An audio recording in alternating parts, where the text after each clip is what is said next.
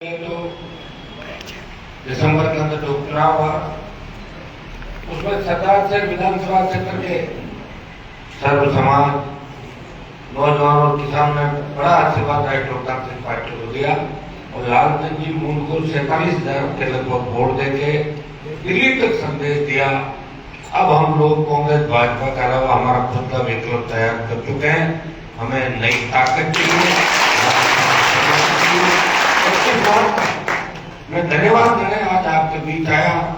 3-4 महीने हो गए लगातार लोकसभा, राजस्थान के अंदर वो इलाके जहाँ और मजबूती की आवश्यकता, आप तो मजबूत हो गए।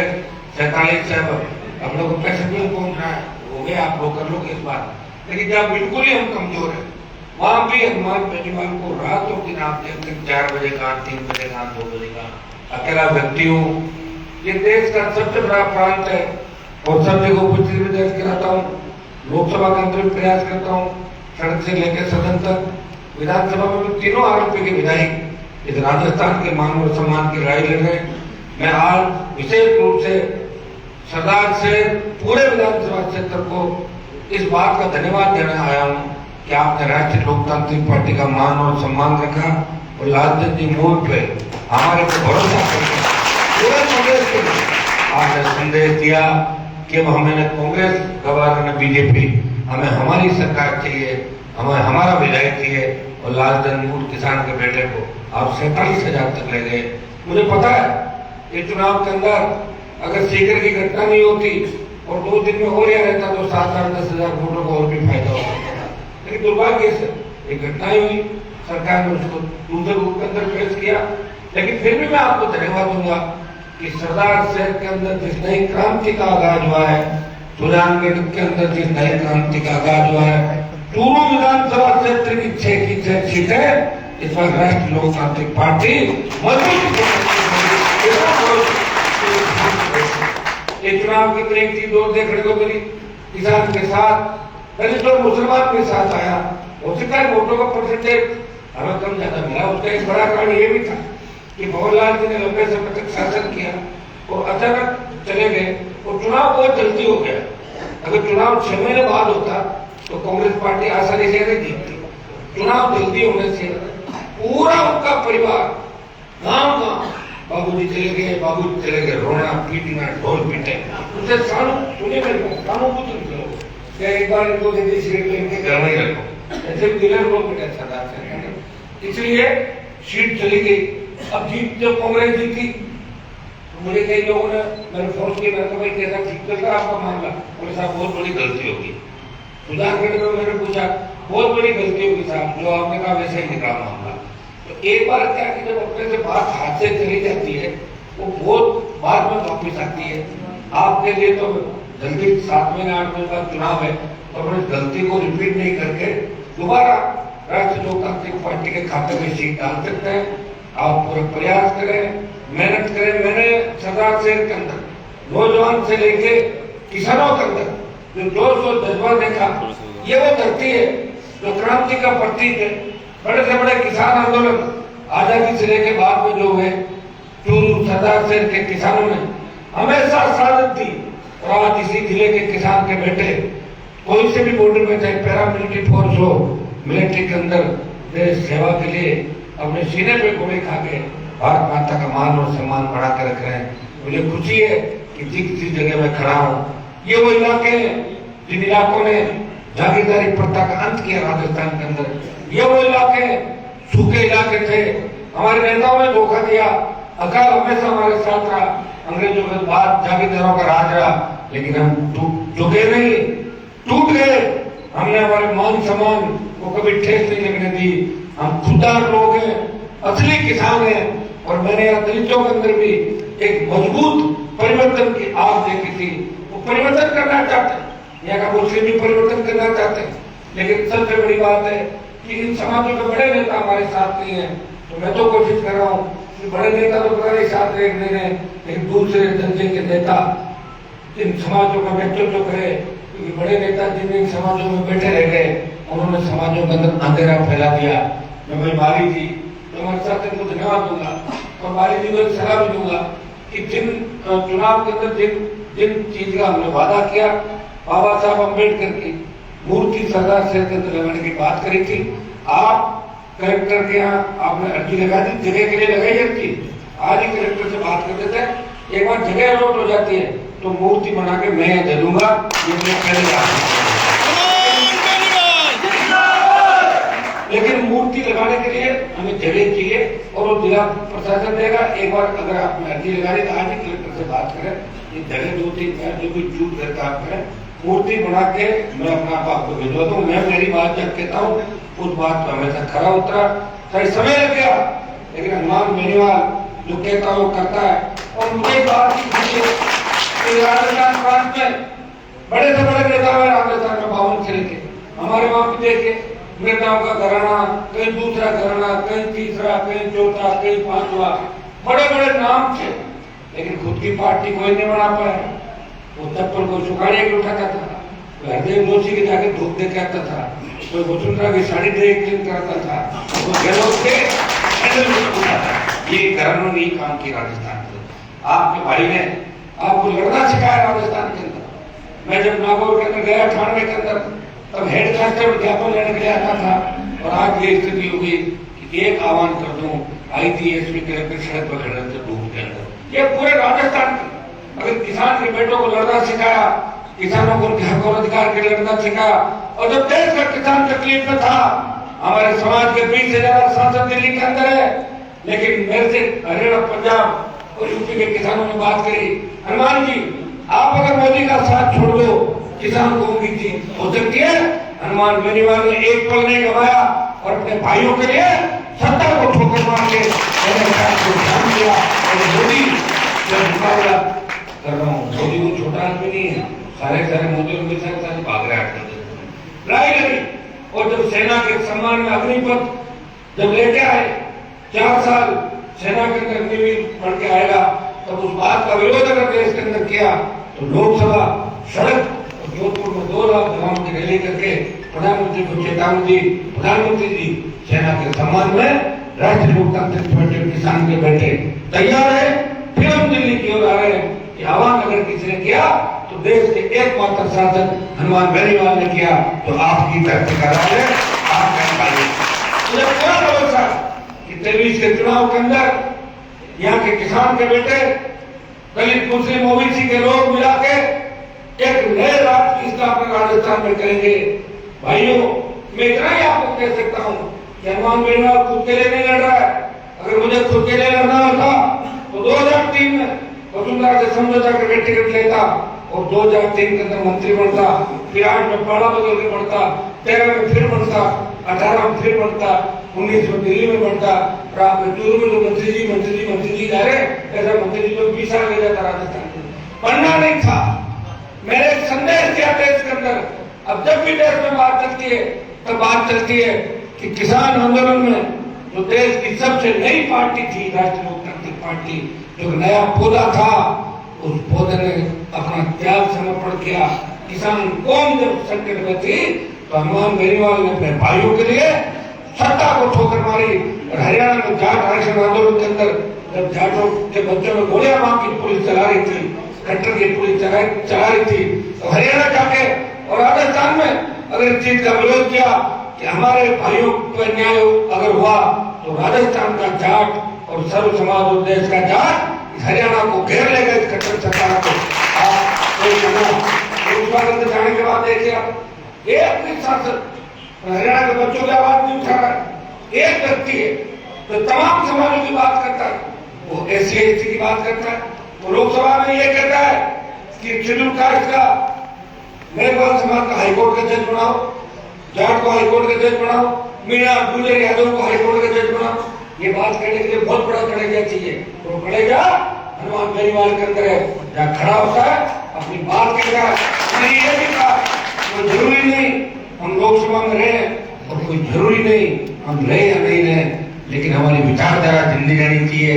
मुझे कुछ है इसी चूरू के अंदर जो हमारे राजनीतिक झगड़े की शुरुआत हुई थी, इसी चूरू की धरती से हुई थी।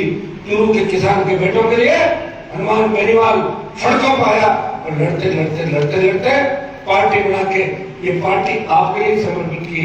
मेरा तो कोई लेकिन सत्ता काल में मुझे लेना तो ले लेता। अब तो जवानी में सत्ता काल में लेते लोग, तो 3 से लेकर 20 साल लगातार सड़कों पर खड़ी रहूं। 3 बजे काम मिलूंगा, 4 बजे काम मिलूंगा, बच्चे पकड़ के ले जाते हैं, कार्यक्रम बताते हैं, साहब बहुत बड़ा चलो चलना ही पड़ेगा। 500 हजार किलोमीटर का सफर करता हूँ, तो सिर्फ इसलिए करता हूँ कि सत्ता हमारे हाथ में आए। सत्ता के बिना कुछ भी नहीं है। तो मंत्री बन भी जाए, क्या भला मिलेगा अपने समाज का, अपने किसान का, अपने गरीब का। सत्ता की चाबी किसानों के हाथ में आए, लोकतंत्र के अंदर, या तो सत्ता की चाबी हाथ में आए, अपने लोगों का भला कर दो, या जनता की ताकत हो सरकार को झुका दो। जनता की ताकत से तो झुकाएगा सरकार को। आज पेशेंट जो सेकंड ग्रेड का पेपर आउट किया, राष्ट्रीय लोकतांत्रिक पार्टी ने सिविल लाइन फाटक पर हजारों का प्रदर्शन किया, विधानसभा में 3 विधायक सस्पेंड हुए, और पूरे राजस्थान में आपने प्रदर्शन किया, चूरू करते में, चूरू जिला मुख्यालय पे, और पहले दिन जो 4 बड़े प्रदर्शन हुए। आखिर गहलोत सरकार ने एक मेंबर को गिरफ्तार किया, लेकिन उससे रुकेगी नहीं जांच। हम चाहते हैं आरपीसी का चेयरमैन गिरफ्तार हो, मुख्यमंत्री का जो ओएसडी देवाराम, ये सारी टीम जो सीएम को गिरफ्तार थे, रीढ़ से लेके अभी तक जितनी बढ़ती हुई है भाइयों, एक व्यक्ति की जांच अगर सीबीआई से करा ले तो दूध का दूध और पानी का पानी हो जाएगा। मैं कहना चाहूंगा कि कांग्रेस पार्टी दिल्ली में हर जगह बात करती है जेपीसी जांच कराओ, तो मैं अशोक गहलोत से मांग करता हूँ कि दिल्ली की जो अडानी की जेपीसी मांग है, उसको हम साथ है कांग्रेस के, जेपीसी जांच होनी चाहिए। अडानी को मोदी ने फायदा पहुंचाया, लेकिन कांग्रेस पार्टी ने क्या गड़बड़ जवाब किया, मुख्यमंत्री जी इसकी भी जांच सीबीआई से होनी चाहिए। आपने भी अडानी को कितने हजारों बीघा जमीन जैसलमेर करके दी। भाइयों मिला जुली का खेल, वसुंधरा तकलीफ में होती है, गहलोत मदद करते हैं, और गहलोत पे आना चाहती है, वसुंधरा मदद करती है। ये 2009 से कोई आरोप लगा रहा है, हनुमान बेनीवाल लगा रहा है, उसके बाद दिल्ली के मुख्यमंत्री ने आरोप लगाए, और सचिन पायलट भी बोले वसुंधरा गहलोत मिलेगा। ये तो मैं 2009 में बोल के था, 15 साल मेरी बात रिपीट हो रही सारी। वसुंधरा गहलोत मिलना, इससे ज्यादा बड़ा उदाहरण क्या होगा कि दोनों को इस बार कोरोना भी एक साथ हो, पक्के मिलेना चाहिए। कोविड अगर साथ हुआ तो कोरोना तो एक दूसरे के पास बैठने से होता है, तो ऐसी थोड़ी कह रहा, तो खुद ही बोला उन्होंने 2 घंटे में गहलोत कहते मैं कोविड पॉजिटिव हूँ, मैं भी पॉजिटिव हूँ। तो अगर इसके लिए कौन करेगा बताओ, कोई सुनने वाला नहीं, कोई करने वाला नहीं। कहते जिस तरह हावी है, जिस तरह किसान के बेटे मारे गए, जिस तरह एनकाउंटर राजस्थान के अंदर चूरू की धरती पर कौन बोला था, एक व्यक्ति बोला था, और मैंने आखिर में यह भी कहा था कि जो दारिया एनकाउंटर हुआ था वो उस धरा सिंह को वसुंधरा ने जो विदेश से कॉल किया था ललित मोदी के फोन से, उसको मारो। वसुंधरा की भी गिरफ्तारी होनी चाहिए थी, लेकिन 10 दिन पर सोनिया गांधी ने वसुंधरा को गिरफ्तारी से बचा लिया। अंदाज लगा लो यहाँ कुछ लंच का, डिनर का, पार्टियां चलती बड़ी बड़ी, अभी तो पार्टी शुरू हुई है, जो पार्टियां शुरू करते भाई, ये सारे हालात हम वहां से आए हैं दिल्ली से। दिल्ली जाने के बाद एक चीज जरूर सीखी, कौन कितना पानी में है और किसकी औकात क्या है, ये दिल्ली में जाकर अपने नाप लिए। अगर नहीं जाते एमपी डी में पता ही नहीं चलता दिल्ली में इतना ज्यादा गड़बड़ जाना है। सब एक साथ बैठते हैं, तो जो नहीं बैठते वो हमारी तरफ सड़कों पर घूमते हैं,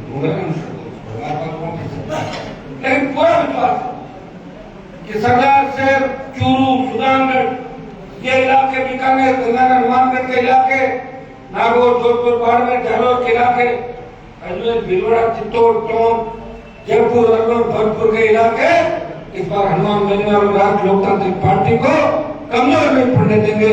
वो सत्ता की चाबी राष्ट्रीय लोकतांत्रिक पार्टी देंगे। इसलिए आप भाइयों के साथ लगा हुआ हूँ। सरदार से चुनाव के अंदर, गांव के अंदर हमने घोषणाएं करी, KGSF प्रणाली की घोषणाएं करी।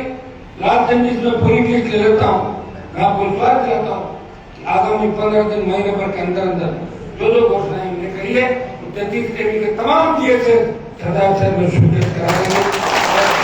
आपके मेरे सामने दम नहीं कि मैं स्वीकृत कराऊं और वो रोक दे, स्वीकृत भी कराऊंगा और काम चालू भी कराऊंगा। सरदार ये धन्यवाद उसको पूरा करने का पूरा प्रयास करेंगे। जहां से जगह जीत जाते 140 से गाड़ी चलती, हार गए तो 80 की स्पीड में चलेगी। आप जितना थोड़ी स्पीड कम होगी तो बजाय लेकिन हमारी गाड़ी रुकेगी नहीं, चलती रहेगी। आपको चिंता करने की आवश्यकता नहीं है, आपको किसी डरने की आवश्यकता नहीं है।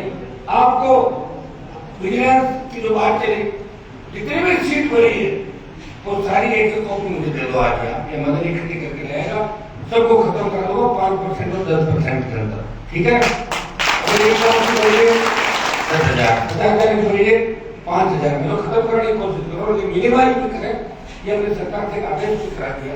जब अजमेर डिस्कॉम का घेराव किया था, मैंने सरकार से बात करी कि जिन किसानों के VCR भरिए वो 5% और 7% में सेटलमेंट करके खत्म करो।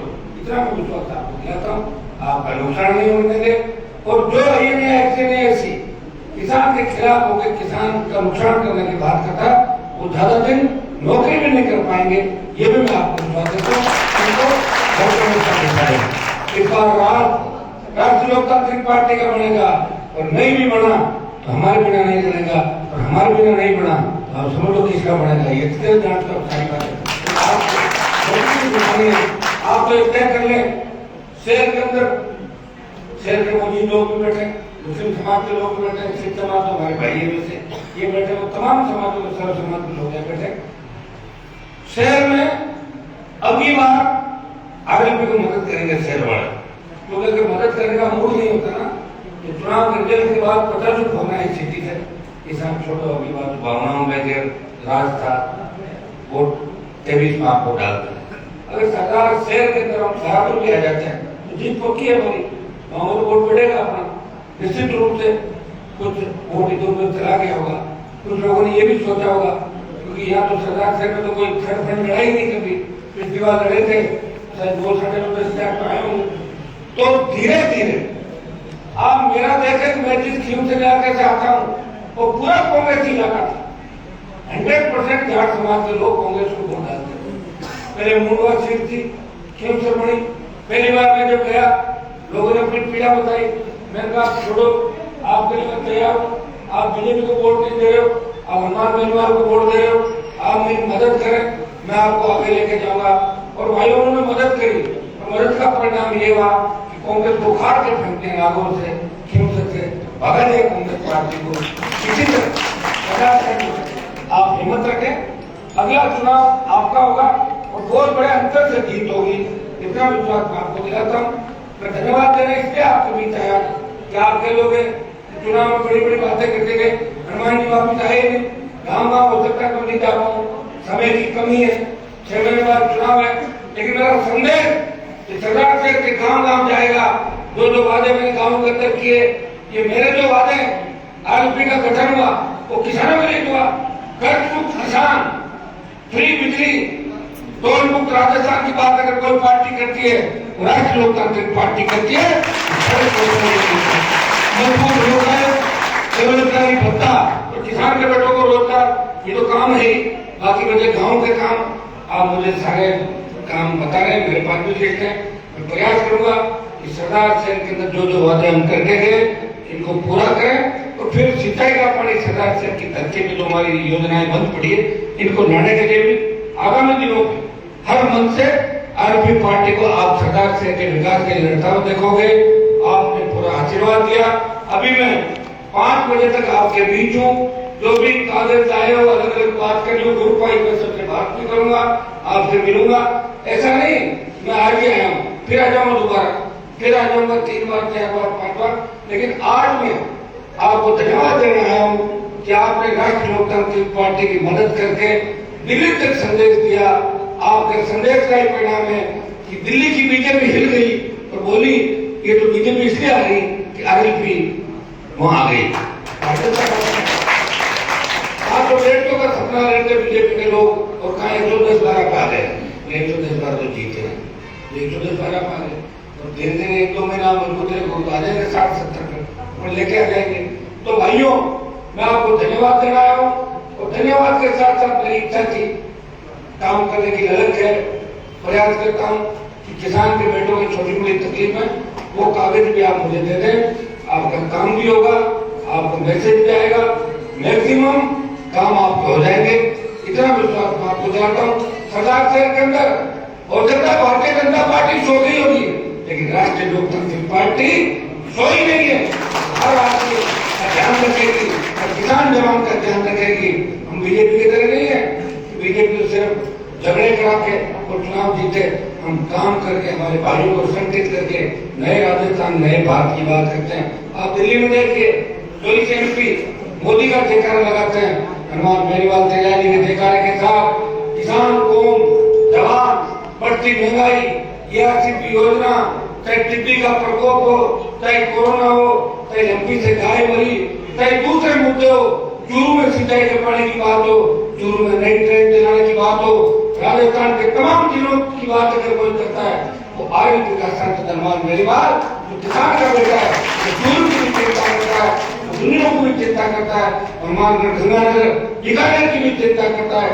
तमाम मेरे भाइयों की चिंता करता हूँ कि राजस्थान विकास के पथ में आगे बढ़े, हम हर व्यक्ति को लोकतांत्रिक अधिकार मिले, हम हमारे बच्चे पढ़े लिखे आगे बढ़े और सारी सुविधाएं आम आदमी को गांव के अंदर मिले।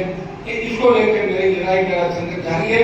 आगामी दिनों में आपसे बैठ कर नीति भी बनाएंगे, आपको भी समय समय पाऊंगा। आज सरदार से मुख्य मेरे मकसद था कि मैं जाके आपको धन्यवाद भी दूं और आपके बीच जो मैं वादे करके गया, आप एक एक करके कामकाज भी मुझे देंगे। मैं छोटी मोटी बच्चों की ये भी हो सकती है, अकेला व्यक्ति हूँ, हर कोई मेरे से बात करिए। रात को मैं 12 बजे भीलवाड़ा से तो 2:30 बजे फोन आता है बच्चे का, 2:30 बजे तो मैंने कहा तो मेरे से मजबूर से सोई मेरा 2:30 बजे, तो मैंने कहा बोलो, और बोले थे नींद उड़ गई थी तो छोटे बड़ी बात का हो जाए आता है नहीं बढ़िया, तो जल्दी सो गए फोन लगाए थे। अब आप बताइए, तो उनका प्यार है, मुझे प्यार कहते कहते फोन लगा ही लगा, दूसरा फोन नहीं किया, किस तरह के लोग तो बड़े दूसरा फोन उठाते वसुंधरा फोन तो अनुमान उठाएगा और कोई क्या पैसा डायलॉग बोल दो, तो 2:30 बजे फोन परेशान कर रहे, तो कृपया मुझे इस तरह तंग भी नहीं करें, क्योंकि मैं अकेला व्यक्ति हूँ। अगर मैं थक गया सो गया तो कौन सुनेगा आपकी आवाज। मेरे बच्चों को आह्वान करता हूँ कि काम के लिए रात को 3 बजे भी फोन करें, फोन खुला रहता है, और बिना काम के लिए हालचाल पूछना, बात के एक फोन है और पूरा देश है, सबको इतना मजबूत कर दिया कि फोन बिजी रहता है, लाइन भी लगे तो काम कुछ नहीं, काम बढ़ जाते हैं 20% और 80% आते हैं मजे लेने के लिए, ऐसे बात करनी, आवाज सुनने के लिए, कभी सुन लो आवाज, गाड़ी की आवाज सुन लो, इन आवाज में, लेकिन डिस्टर्ब करना, कई विरोधी भी करवाते हैं, तो मुझे जाकर तक करो जो कुछ डिस्टर्ब हो जाए तो ठीक है, कई तरह के लोग हैं। तो भाई हमें इस बात का भी ध्यान रखना है कि अगर मेरे लाइन कोई काम हो, कोई मुझे फोन करे और आपको मेरे से बात ही करनी हो तो दिन में कर ले, कभी मान लो एक बार मिनट 7-8 बार को अपना कुछ होगा कर लूंगा, 1 मिनट बाद 3-4 बजे क्या बात करूंगा, और मुझे भी नींद आती होगी कि मैं मशीन हो गई, रोबोट तो नहीं तो हाथ में हूँ। और आपने देखा होगा चुनाव के अंदर मैं तो नेताओं को देखता हूँ 7-7 टाइम खाना खाते हैं, पता नहीं क्या क्या खाते हैं, क्या क्या पीते हैं। एक आदमी 3 चपाती सुबह, 3 चपाती शाम, चाय जरूर पीता है, सामने चाय तो वैसे नहीं आती ना, लोग तो पता नहीं नशा करके एक बोतल दारू पी जाते हैं, फिर भी जीतते हैं, भाइयों। एक सीधा साधा व्यक्ति जो राजस्थान को जगाने का, अपने लोगों को हक दिलाने की बात कर रहा है, उसका साथ दो, समय आपका है। मैं ऐसी व्यवस्था चाहता हूँ कि थाने तहसील में आप जाओ तो सम्मान के साथ समझाते तहसीलदार बोले बाबा पोल्ट्री मंगाऊं या चाय, मेरा तो आप यहाँ पे, ऐसा थाना तहसील चाहता हूँ। अपराधी दिखे नहीं राजस्थान की तरह, ऐसी व्यवस्था में ये चूरू में खड़ा हूँ, आप किसान के बेटे एक दूसरे को मार रहे हैं, छोटे से बिजनेस के लिए, छोटे से काम के लिए, किसी की टूल मिल के किसी को गोली मार के भाग जाता है। ये कहाँ किस दिशा में जा रहे हैं हम? तब तक जो जब किया जाता है तो बहन बेटी की इज्जत का सवाल हो, जमीन का सवाल हो, जब खत्म भी हो जाता है इतिहास के अंदर, लेकिन बिना बात आपस में लड़ना, कत्ल करना, आज भी राजस्थान के अंदर 2 समाज ऐसे हैं, जाट जो एक दूसरे को मारता है और दूसरा गुजर जो एक दूसरे को मारता है। हत्या जैसा जघन्य कार्य नहीं करना चाहिए, ये नौजवानों को संदेश दूंगा। इसमें कैमरी, अफीम, लोडा, इन सब चीजों से दूर रहना आपका मकसद एक होना चाहिए कि माता पिता ने इस काम के लिए आपको पढ़ने लिखने के लिए भेजा, नरेगा में मजदूरी करके वो चाहते हैं कि हमारा बेटा नौकरी लगे, IAS बने, IPS बने, टीचर बने, पटवारी बने। और जब बेटा पता लगता है नशे में पड़ा हुआ, रात को फोन आता है, नशे में पड़ा, थाना वाला पकड़ के ले गए, एक्सीडेंट हो गया, तो इस पर क्या गुजरती होगी? इस बात का आपको ध्यान रखना है। भाई लोग मेरे ये भी कहते हैं कि हनुमान जी तो बच्चों को बिगाड़ने का काम करे। आप ये बताएं, जब देश के अंदर सेना में सबसे ज्यादा जवान जाना चाहते हैं, जब देश के सेना को ठेके पे दिया और नौजवानों में संकट आया, तो आपका भाई एक ही पहला सांसद देश में जिसने सेना की ठेका प्रथा का विरोध किया और अग्नि को आपके संघर्ष को हमेशा जानता है, आपकी दुख तकलीफ समझता है। मुझे पता भी है कि कई बार आप मेरे से नाराज भी हो जाते हो, मैं मना लेता हूँ आपको, मैं भी भाई के रूप में आपको कभी कह भी दूं, परेशान करती हूँ। काम करने वाले आपको मेरे साथ कम लोग दिखेंगे, तो नई टीम तैयार किए वो समय लगेगा। बीजेपी तो बैठे बैठे कितने लोग मिल गए, मतलब RSS वाले मिल गए, दूसरे चाहे लोग काम करते हैं। कांग्रेस पार्टी कितने साल सत्ता में रही, उनके नजदीक नहीं है, अभी तो पार्टी में नहीं 4 साल हुई, या तो उम्र 2-3 साल हो जाए, मजा आ जाए, फिर गाँव गाँव घूम रहे हैं, उम्र करते हमारे गाँव का आना है, गाड़ी मारना पड़ेगा, नहीं आ पाएंगे। अभी एक ही चीज का ध्यान रखो, जो मुझे अपने घर बनाना चाहता है, समय मिलेगा तो अभी आऊंगा, नहीं तो अक्टूबर के बाद बुला लेना।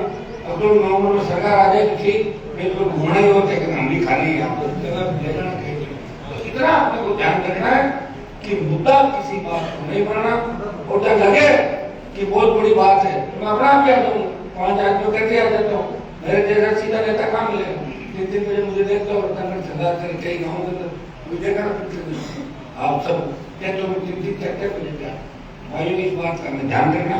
अब अपन जन सुनवाई शुरू करेंगे। पहले मैं आपको धन्यवाद इसे दिया, आपने राष्ट्रीय लोकतांत्रिक पार्टी का ग्राफ अब एकदम से बढ़ा, तो सरदार से 47,000 वोट लेने के बाद सरदार से में वोट बल्लभ नगर में जो सेकंड स्थिति रही, उसके बाद लोगों ने मान लिया राष्ट्रीय लोकतांत्रिक पार्टी एक नागौर, जोधपुर, बाड़मेर के अंदर फैली पार्टी नहीं है, चूरू के अंदर भी फैली है, कोटपुतली के अंदर है, हनुमानगढ़ के अंदर है, करौली के अंदर है, उदयपुर के अंदर है, तो तमाम उन जिलों पर राष्ट्रीय लोकतांत्रिक पार्टी आसिफ के अंदर है, अजमेर के अंदर है। तो भाइयों, अब हमें इसको जो हमारी ताकत है, इसको जो जोड़ के रखना ही रखना, इस ताकत के साथ नौजवानों गाँव गाँव गाड़ी गाड़ी फैल जाओ। हमारा स्वच्छता अभियान भी चल रहा है, तो स्वच्छता अभियान को तेजी से चलाना है। 1-2 मीटिंग में व्यक्तिगत आपको उनकी वापस लूंगा। हर कॉन्फ्रेंस के 10-15 बच्चे तो सोशल मीडिया पे एक्टिव होकर ज्यादा से ज्यादा सदस्य कौन बनाए, लिस्ट में आप जरूर जिले से भी मांग रहा हूँ, तो इसमें काम करना चाहिए। तो ज्यादा से ज्यादा सदस्य कैसे बनाए, अपना समय दे पार्टी को, तो यह अभियान अपना चलेगा। आगामी 2 महीनों तक हम इस अभियान को चला के 25 से 40 लाख सदस्य, राजस्थान में 25 लाख से लेकर 40 लाख सदस्य कैसे बढ़े, सदस्यता अभियान ही हमारी जीत होगी राजस्थान के अंदर। देखिए रैलियां तो हमने सबसे बड़ी कर ली, और आप लोग चलते चलते 100 गाड़ी लेके वोट का जाते हो, वोट भी देते हो, लेकिन हमारा संगठन का ध्यान जाता है इसको और कैसे मजबूत किया जाए। चुनावी समय सब मिलकर अगर काम करोगे, सत्ता आपके नजदीक आ जाएगी, और बाद में सोचोगे कि थोड़ा सा अंतर रह गया, तो मेरा तो अंतर रहा नहीं, मैं तो 20-25 साल आपको दे दिए पूरे हर परिस्थिति में लड़ा, लोकसभा में लड़ता हो गया, बीजेपी निकालते, कांग्रेस भी हाथ निकालते मेरे ऊपर, जब हमारे खिलाफ बोल रहा है, स्टेट में लड़ा, हार्डकोर अपराधियों से लड़ा, बड़े बड़े भाई जी और मंत्री जी थे, उनको ठीक किया, उनके खिलाफ गिरा, और आपका सम्मान हमेशा प्रदेश और देश में बड़ा विश्वास दिलाता हूँ, आपको धोखा नहीं दूंगा, आपका सम्मान मान इस किसान कौम का हमेशा बढ़ाता रहूंगा, और किसान कौम के साथ साथ चिड़ुकार अल्पसंख्यक जो मेरे भाई है, इनके हितों का भी हमेशा सम्मान देने वाला राष्ट्रीय लोकतांत्रिक पार्टी। आपने लाल सिंह जी को आशीर्वाद दिया, मुझे आशीर्वाद दिया, और मैंने भी कोई कमी नहीं छोड़ी सरदार सिंह के हर गांव के अंदर वोट मांगने गया। चुनाव था तो गांव में वोट मांगने नहीं गया था, 2 सभा करी और कह दिया उन्होंने, जाओ हनुमान जी आप राजस्थान में जीतो, हम खुद चुनाव लड़ेंगे। मैं आपकी बात चाहता हूँ कि 23 सरदार सिंह का चुनाव एक आध बार आऊंगा आपके बीच, तो उससे पहले भी एक दो कार्यक्रम होंगे। उस वक्त आप ये मत कहना कि हमारे गांव चलो, पंचायत चलो। ये चुनाव सरदार साहब की जनता को खुद लड़ना है, क्योंकि मैंने एक एक गांव ढाणी ढाणी जाके आपको जो मुफ्त दर्ज कराई थी। आगे जितना समय मिलेगा उसका सदुपयोग करूंगा, आपके बीच रहूंगा और किसानों का झंडा हमेशा ऊंचा रहे। इसी के साथ हनुमान केजरीवाल संघर्ष करता रहेगा और आगे भी जो जय जवान जय किसान के नारे के साथ बनी है, वो जय जवान और किसान के लिए हमेशा तैयार रहेगी। तमाम हमारी टीम को, रेवंत जी और तमाम जो टीम है, यहाँ मंचासीन सामने जो बैठे हैं, हमारे नौजवान सर्व समाज के मेरे भाई, सबको मैं धन्यवाद देता हूँ और विश्वास दिलाता हूँ मेरी जब भी आवश्यकता पड़े 1 घंटे भी कर दोगे, मैं तैयार मिलूंगा। आप रोज देखते हैं कि बदमाशी कहीं भी होती है, अन्याय होता है, तो पहला स्टेटमेंट हनुमान केजरीवाल का आता है, मैं ये नहीं देखता कि मुस्लिम किस जाति का, मेरी जाति के लोग अगर बदमाशी करेंगे उनका भी इलाज होगा। अन्याय कोई नहीं करेगा, हम लोग रक्षक हैं, अगर किसी की रक्षा नहीं कर सकते अन्याय का हमें अधिकार नहीं है। इस बात का भी आपको विशेष रूप से ध्यान सबको रखना पड़ेगा। बहुत बहुत आपको धन्यवाद।